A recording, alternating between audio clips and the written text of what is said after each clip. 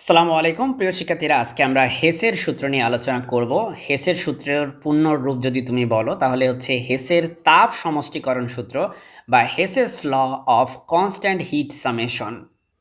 তো হেসের সূত্রের অনেকগুলো ইন্ট্রোডাক্টরি কথাবার্তা এখানে লেখা আছে, সেগুলো আমরা রিপিট করব না, তোমাদের জন্যই আসলে এগুলো লিখে রাখছি। সো তোমরা এগুলো পড়ে ফেলবে নিজেদের মতো করে। হেসের সূত্রের আমরা বর্ণনাতে চলে যাই। সূত্রটা আসলে কি বলে? হেসের সূত্র বলে কোনো রাসায়নিক বিক্রিয়ার প্রাথমিক অবস্থা অর্থাৎ বিক্রিয়ক সমূহ এবং শেষ অবস্থা অর্থাৎ উৎপাদ সমূহ যদি স্থির থাকে, অর্থাৎ বিক্রিয়ক আর উৎপাদ যদি সেম থাকে, তবে বিক্রিয়া এক ধাপে সম্পন্ন হোক বা একাধিক ধাপে সম্পন্ন হোক না কেন, সর্বমোট বিক্রিয়া তাপ বা এনথালপির পরিবর্তন সর্বদা একই থাকবে। আমি কথাটা একটু বুঝিয়ে বলি। ধরো তুমি তুমি লেটসে এ থেকে এ আর বি মিলে হচ্ছে তোমার লেটসে তৈরি করে সি। হ্যাঁ, লেটসে তুমি এ আর বি যোগ করে হচ্ছে সি পাবা। তাহলে এখানে যেই তুমি এনথালপি ডেল এইচ যে মানটা পাবা, সি আমি একইভাবে এ আর বি থেকে ধরো তুমি মাঝখানে পাইলা ধরো যে হচ্ছে ডি আর ই পাইছো। হ্যাঁ, ডি আর ই, তারপরে তুমি সেখান থেকে পাইছো সি। তাহলে এখানে কত কত ধাপে ঘটে? এক ধাপে। এখানে কত ধাপে ঘটে? দুই ধাপে ঘটে। সো দুই ধাপে ঘটে। এখানে দেখো, এখানে এনথালপি দুইটা, একটা হচ্ছে ডেল এইচ ওয়ান, একটা হচ্ছে এখানে ডেল এইচ টু। তাহলে এই দুইটা ডেল এইচ ওয়ান আর ডেল এইচ টু, এই দুইটা যদি তুমি ডেল এইচ যোগ করো, সেটা এই ডেল এইচের সমান হবে। মানে কি? মানে এক ধাপে এ আর বি থেকে সিতে কি তুমি এক ধাপে যাবা, নাকি দুই ধাপে যাবা, নাকি তিন ধাপে যাবা, তাতে কিছু যায় আসে না, বিকজ মোট এনথালপি ডেল এইচের মান সমান। সো মোট এনথালপি ডেল এইচ আর এখানে দুই ভাগে সেটা ঘটছে, তাই এই দুটার যোগফল হবে তোমার এই ডেল এইচের সমান। সো এটা হচ্ছে হেসের সূত্র আর কি, মূল ব্যাপার। আমি জানি না আমার কথাটা কতটুকু বুঝতে পেরেছো। ঠিক আছে, যদি না বুঝে থাকো একটু রিওয়াইন্ড করে ভিডিওটা দেখে নিতে পারো, তবে আমরা একটু পরে আরও ভালোভাবে ব্যাখ্যা করবো ইনশাআল্লাহ। সো তোমরা এটা বারবার পড়বে, পরীক্ষায় ঠিক এভাবে লিখবে। তোমাকে শেষের সূত্রটা তো অবশ্যই লিখতে হবে, তাই না? সো মাই ডিয়ার স্টুডেন্টস, এখন আমরা একটা ব্যাখ্যা চিন্তা করি। ঠিক আছে, একটা ব্যাখ্যা দেওয়ার চেষ্টা করি।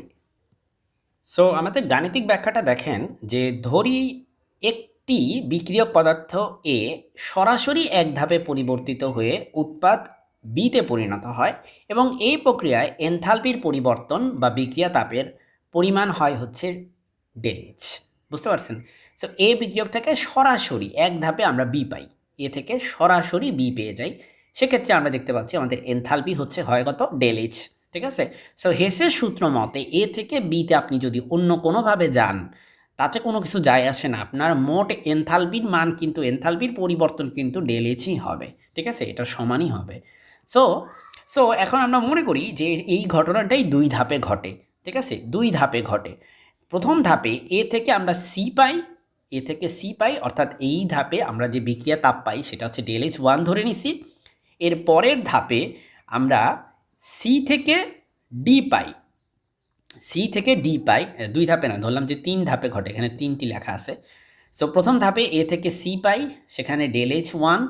তারপরে সি থেকে ডি পাই, সেখানে ডেল এইচ টু। তারপরে ডি থেকে আমরা পাবো হচ্ছে বি। ঠিক আছে, সো আমি একটু যদি লিখি, তার আগে এখানে একটু দেখাই দিই। দেখেন, আপনার তিন ধাপে পুরো ঘটনাটা ঘটে। প্রথমে হচ্ছে এ থেকে আপনি পাবেন হচ্ছে সি, দেন সি থেকে আপনি পাবেন হচ্ছে ডি, দেন ডি থেকে আপনি পাবেন হচ্ছে আবার বি।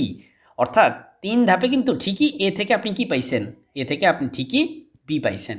ঠিক আছে, কিন্তু তিন ধাপে পাইছেন। প্রথম ধাপে ডেল এইচ ওয়ান, পরের ধাপে ডেল এইচ টু, তিন নাম্বার ধাপে ডেল এইচ থ্রি। অর্থাৎ এই del H one, del H two আর এই ডেল এইচ থ্রি, এই তিনটা যোগ করে যেই মান পাওয়া যাবে সেটা কিন্তু ওই ডেল এইচের সমানই হবে। এটাই হেসের সূত্র। ঠিক আছে, সেটা সেই ডেল এইচের সমানই হবে। এই যে দেখেন, তো আশা করি পরীক্ষা আসলে এভাবে আপনারা লিখতে পারবেন। এর থেকে আসলে সহজভাবে তো বোঝানো যাবে না, সম্ভব না। সো এইভাবে করে একটা উদাহরণ দিয়ে যদি আপনারা বোঝান, তাহলে ইনশাআল্লাহ আপনারা ফুল মার্ক পাবেন।